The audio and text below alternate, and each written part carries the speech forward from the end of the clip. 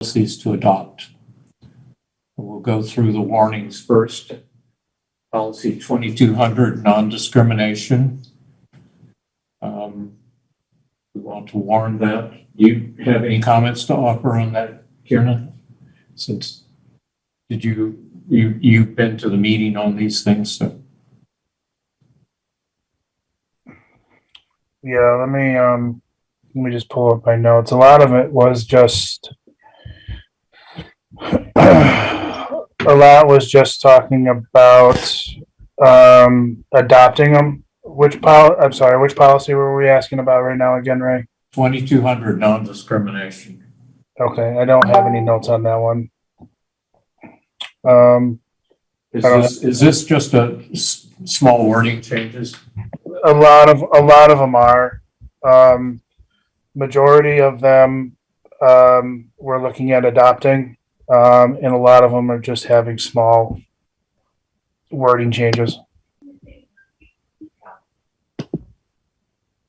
Okay, there's basically a change in the purpose discussion.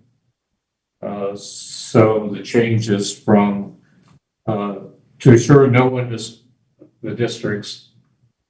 that no district discriminates on the basis of, originally it was age, race, color, creed, sex, national origin, marital status, sexual orientation, or disability. To this new language, no one discriminates on the basis of race, color, religion, national origin, sex, sexual orientation, marital status, gender identity, ancestry or place of birth, age, or mental or physical disability. In admission or access to or treatment or employment in its programs and activities, which is all the districts of the SVSU and the SVSU.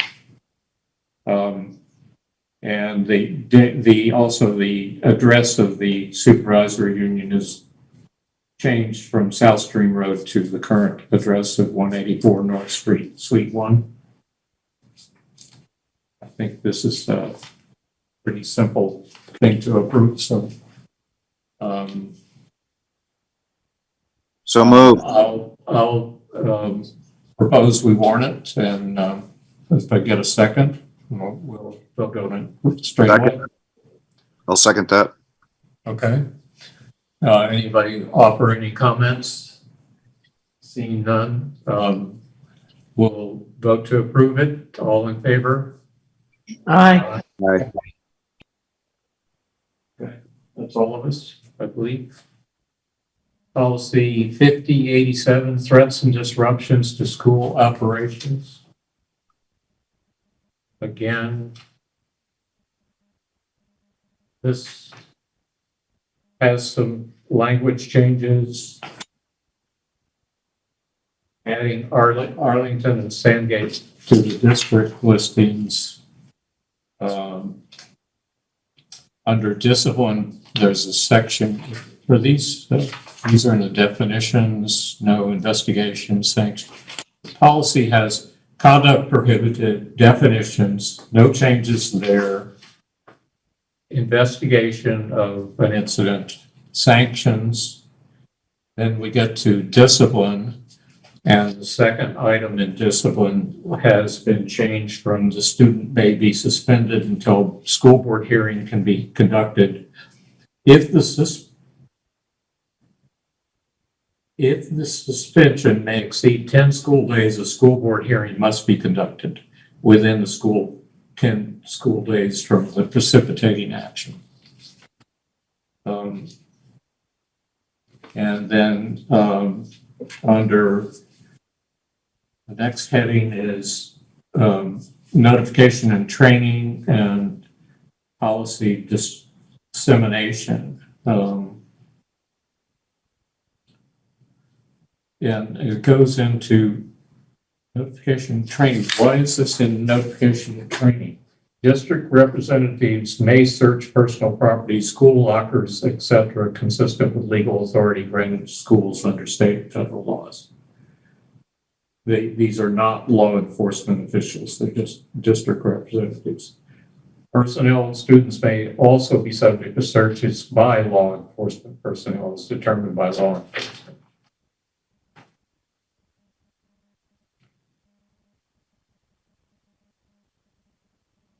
That replaced the paragraph that talks about legitimate privacy interests of all persons.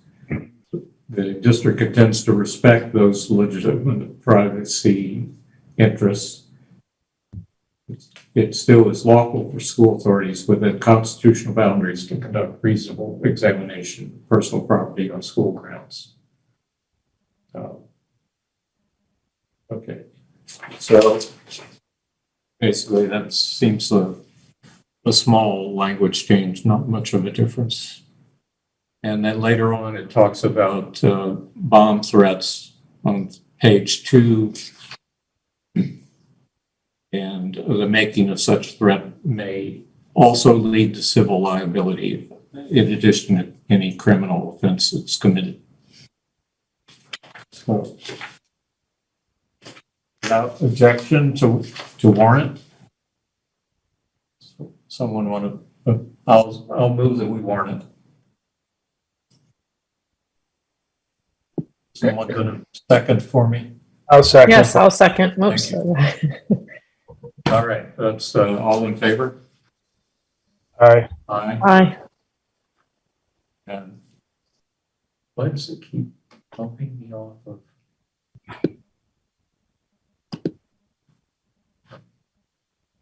Cannot. There it is. No, that's not it.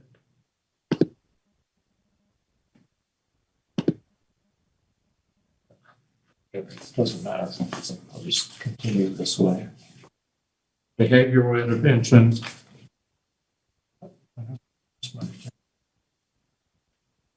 Warning, policy 5405, behavioral intervention. Again, there's a addition of Arlington and Sandgate to this policy as districts that are new to this SU.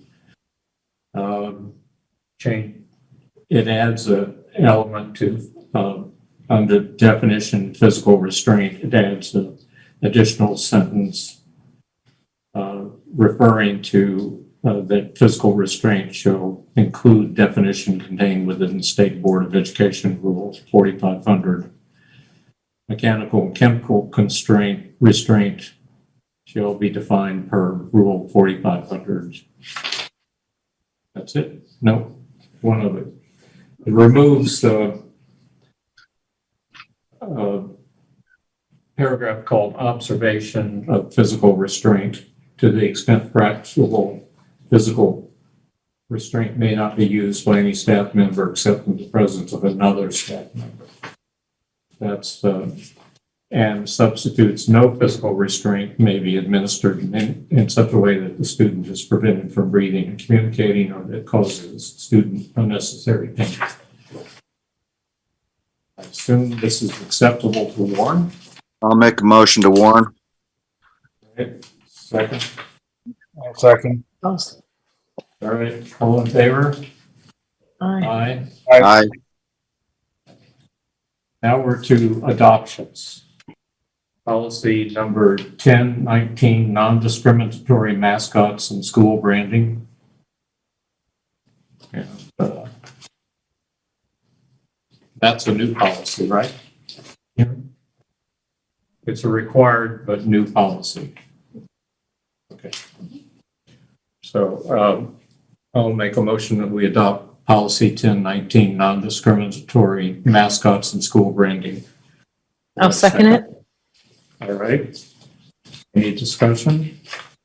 All in favor? Aye. Aye. Yeah. Section 504, 5300, policy 5300, section 504 and ADA, grievance protocol for students. This is up for adoption. I'll move that we adopt it.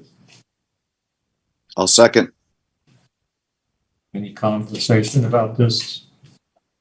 Seeing none offered, I will put it to a vote. Aye. Aye. Aye. Aye. Okay, that's all of us. Number 5510, equity policy. This is up for adoption. Move that we adopt it. So moved. I'll second it. Yes. Who was the other second? Kim. Kim. Okay. Kim will get the second. Any conversation? All in favor? Aye. Aye. Aye. Okay, it's all of us, I think. Transgender and gender nonconforming students, policy number 5520. Why do I have a reimbursement? Under FYI. Okay, thanks.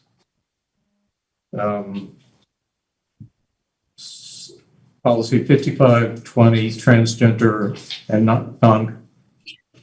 transgender and gender nonconforming students. So, this is a new policy, is it? Is that right? This for this year, but it's Yeah. So, I'll propose that we adopt it. Move that we adopt it. A second. I'll second. Okay. Any discussion? Seeing none, all in favor? Aye. By saying aye. Thanks. Aye. I'm included. All right, superintendent's report. Well, it's nice to see all of you. Thanks for having me tonight. So I was just, this last month, we've done presentations at all the boards linked to recovery. Every year, we're required to provide updates about how the SVSU is working towards the action steps outlined in the recovery plan. And the focus of each presentation was on Pillar 1, social emotional learning. I think the big change that we highlighted with each board was linked to the addition of some professional learning opportunities. The original action step in our action plan was to foster restorative practices in all of the schools, and were partnered with a contracted service provider to initially our focus was on circling practices that could be used in morning meetings and advisories. And so this year we've added another layer. We're offering office hours. So if we have professional staff that took the circling trainings and they're trying to implement them in a setting, and they would like to come together with some of their peers to collaborate and troubleshoot, that also is a great support when you're trying to work with your professional staff to help navigate conversations. So we've offered office hours, and we're pleased that our contracted service provider, John Kidda, has been able to facilitate or be available for that resource. We've also offered, and this was a He request. offers the office hours. Yes, he does. Yes, in And collaboration. Where is that? Is that here or It's on Zoom. it's on Zoom? This is it's a good example of when Zoom is useful, because when you have it makes it quickly accessible, because he's also offering something which was a request from the field for how to navigate difficult conversations. So there is also a new professional learning opportunity called Difficult Conversations. It was so popular, we offered it a month ago, that we're offering another session, and I can see this continuing to roll. And then along the lines, we offer Trauma 1 every year and Trauma 2 on a rotating basis, but we needed another level because the goal is always to support putting trauma-informed practices,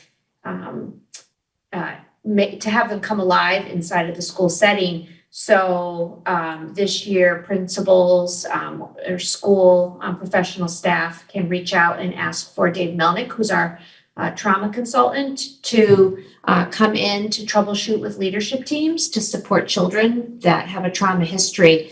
And again, he helps leadership teams navigate how to implement strategies. So I just wanted to give you a quick little update about how we're moving forward with our recovery work, and that's just the information I gave you tonight was linked specifically to Pillar 1, which was social emotional health and wellness.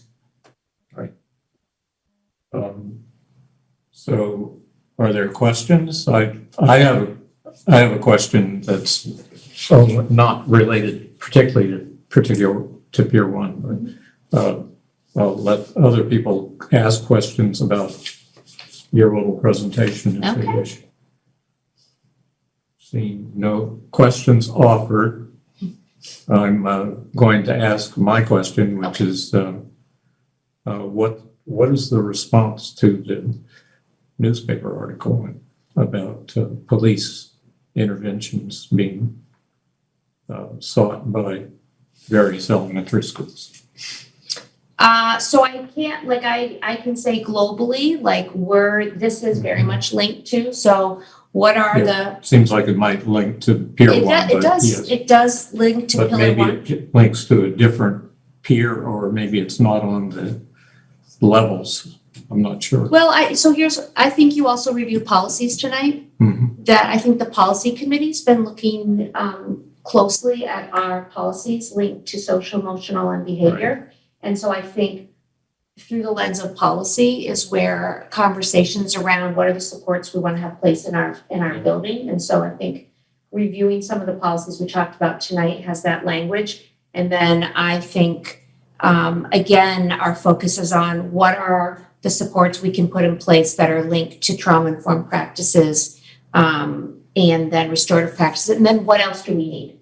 And so those are conversations. And we're also having those conversations with our community partners, because it is on all of us to come together to support our learners. And so we're figuring out how can we all come to the table and support the needs in our community. But in particular, these are students who are having creating disruptions in their classrooms, right? So, I mean, we have kids, and so we're always trying to focus our energy on helping kids that might be dysregulated become regulated, and it's very diagnostic. So we're looking at each child differently, and so the goal is to make sure that we have the right resources. So, I mean, one big piece of the presentations was around what are the school personnel that are in the buildings, and the landscape has changed even since I've been, in the classroom with behavior interventionists and social workers, and BCBAs, board certified behavior analysts. So the goal is to make sure that we have the right personnel so we can quickly triage and support. And it is always a work in progress, and we always appreciate the conversation and the feedback, because every child is different. Right. So I assume this is going on in those schools where these interventions have been asked for. Yes, we're absolutely trying to work in partnership with schools and our community resources to try to bring the best resources to the students that need that support. Yeah. So, okay. Well, I've heard of people in the community who be pretty upset about it. Not necessarily with children, but just other members of the community. So, Thank you for that feedback. Yeah. Good questions. I think there's likely to be groups contacting the SU about it. Absolutely. All right. Well,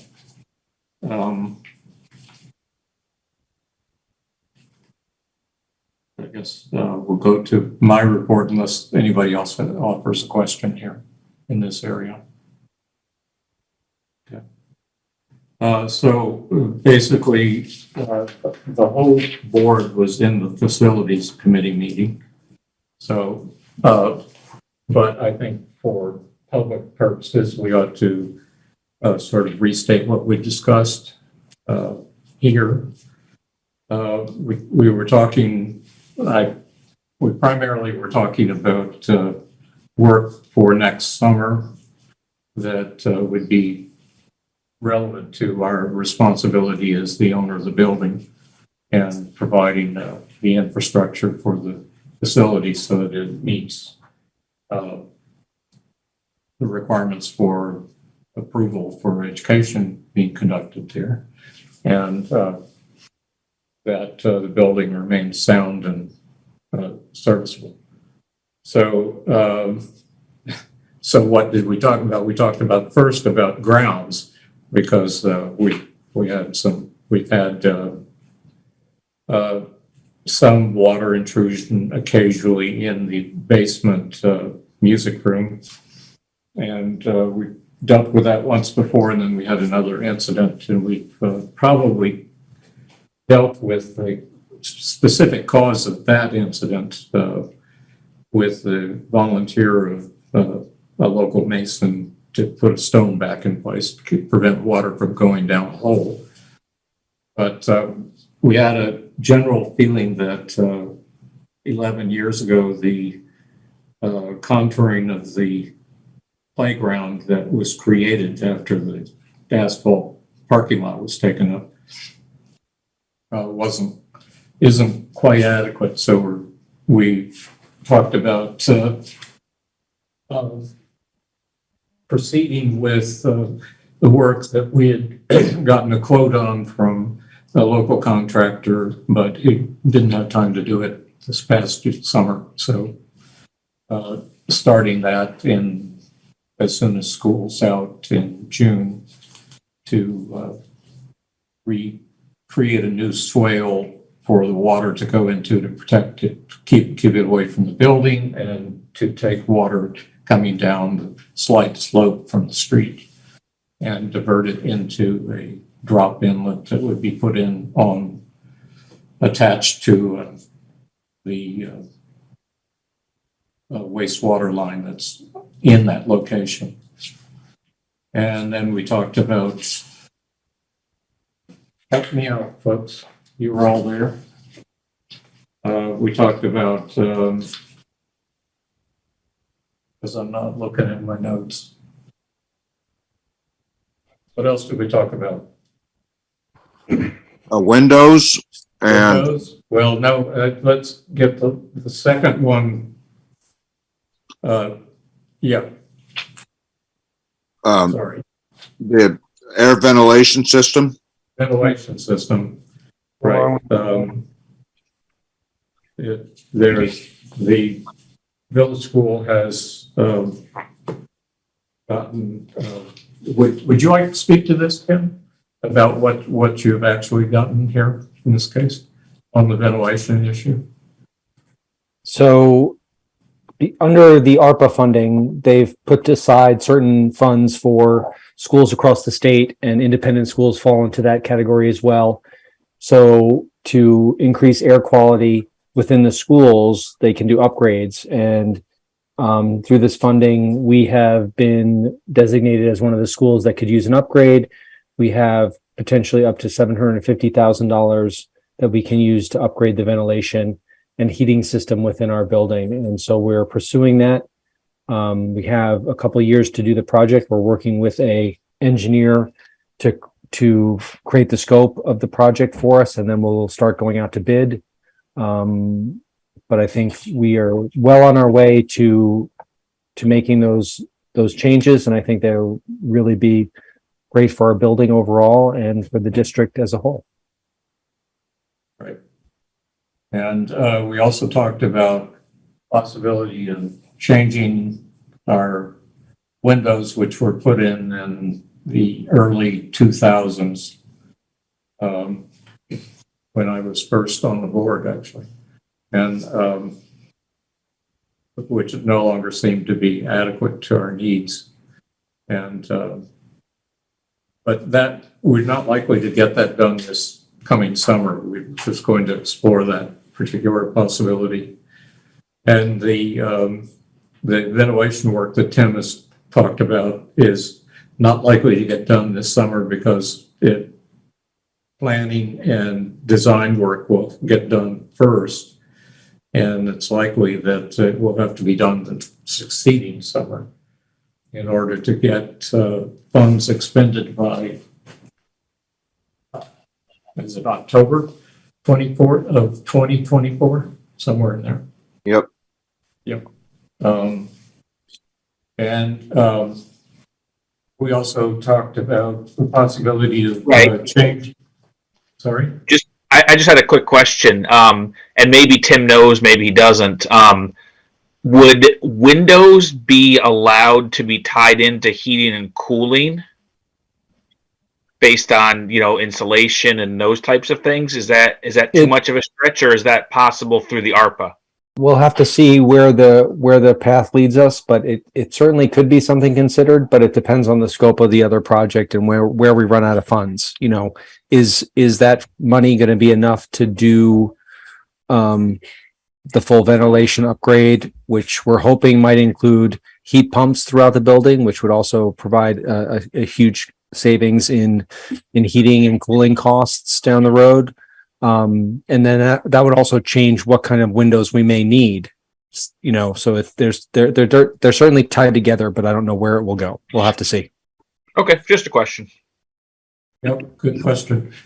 Then we also talked about converting the 8-foot fluorescent fixtures in classrooms and the library to an LED function, and Holly Anderson was there talking and contributed lots of interesting and useful information. And she said that it's possible to do that without changing ballast by using a tube LED conversion kit of some sort. Is that, am I stating that correctly? Matt? Yeah, some sort of retrofit for the fixtures to allow the LED to. Right. So you don't have to change the whole fixture. You don't have to take out the ballast. You just put in a bulb that converts it to a LED action, I guess. A little cheaper and good. Better light quality for sure. Better light quality and help. It would be a kind of a warm color, I think, because they can make the LEDs provide that temperature of light, and would save us money, save the electrical costs to some extent, and longevity. They have longer lights than fluorescent lights. And finally, the hammer is that fluorescents will not be allowed at some point in the near future. No longer available, no longer manufactured, and people will have to convert anyway. So it would take care of that particular issue. And what other thing? Oh yes, fire alarm. We did fire alarm work this past summer and upgraded to the standards in terms of locating where the fire is and redoing fire alarms throughout the building, new module in the panel on the wall. But now we have to add the voice announcement function. And so we'll use the same contractor we used, since he put in the equipment that was necessary and made it ready so that it can accept this new, the additional equipment that goes into the voice announcement of fire. So that will take place next summer. We're trying to get prices together so we can make sure that our budget takes care of those needs, in addition to our regular needs for paying for inspections and maintenance of things like the elevator and heating system, so forth. Okay. And hopefully we have some information. Terrence Mahar. Am I saying that? I'm saying that incorrectly. It's just Terry Marr. Terry Mark, yeah. He's working at the village school, and he's going to help provide, get contractors for those quotes, numbers. So we have something to work with for budget season. And that's that, I think. I have this overly long item under B, discussion of upcoming budget. We're not going to discuss that because we don't have information yet, but there is the education fund fiscal projections, which were provided by the School Board Association. Where is that? That's up here. No, it's the wrong thing. I thought I had that. No. Great. So that is on the, this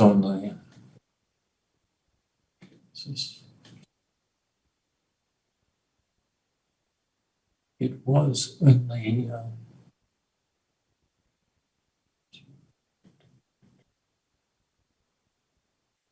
that's the tax commissioner letter. That's it.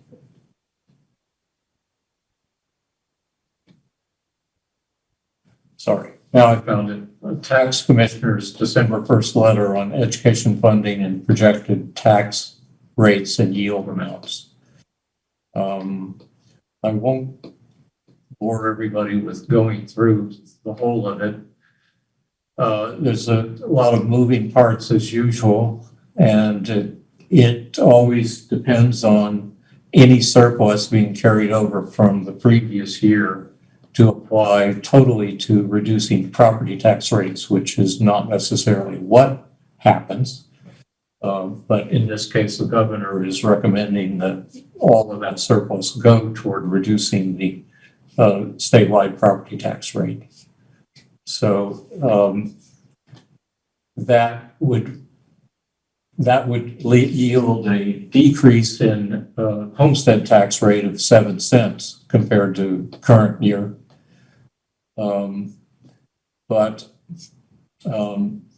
In fact, there are other things like common levels of appraisal becoming out of date because of real estate transactions and activity that occurred during the past several years.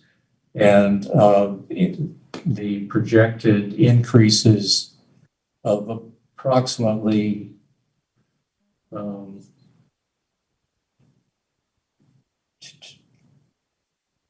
is this? They estimate an increase in educational spending of 8.5% statewide, which is the highest growth rate I've seen. And they say that it's the highest growth rate in the last decade. And so that will impact that, that decrease that the surplus that carried over would imply. So that's fortunate to have that surplus, right? I mean, Yeah, very fortunate. 7 and 8. I mean, you're kind of level, all else not considered, you're level funding. Well, actually, they do this calculation. They say that as a result, average property tax bills are projected to increase by 3.7%, even if the full surplus is used in the way that the governor recommends. And the law requires the tax commissioner to calculate by. So that's what we're facing, dealing with that kind of increase. And I know we're likely to see something like that on top going of forward. some other uncertainties regarding special ed and Yep. yeehaw. Yep. Of course, that particular uncertainty is actually this year, but, but we may see some of it next year as well, so. Right. Yep. And I don't have anything else to add in an other.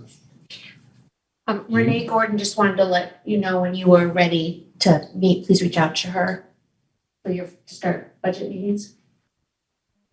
You Well, want me to pass that on what to is- you? I mean, the first thing is usually the SVSU budget. She's working on that, right? She's working on all the budgets right now. She's actually started a presentation, but she can start having conversations. So she just wanted you to know as a board that she's happy to start having conversations when you're ready. Well, I don't think we're going to be ready till January. Okay.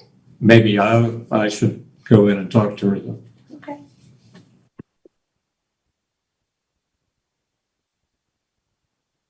Well, I'd make a motion to adjourn.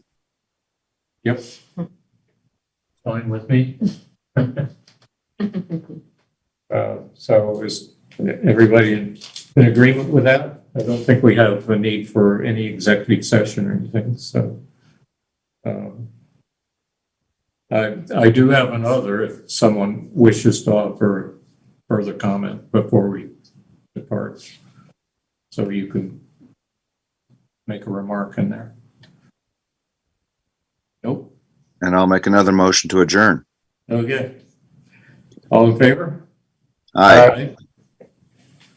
Thank you. Good night. Good night, everybody. Hi, everybody. Good night.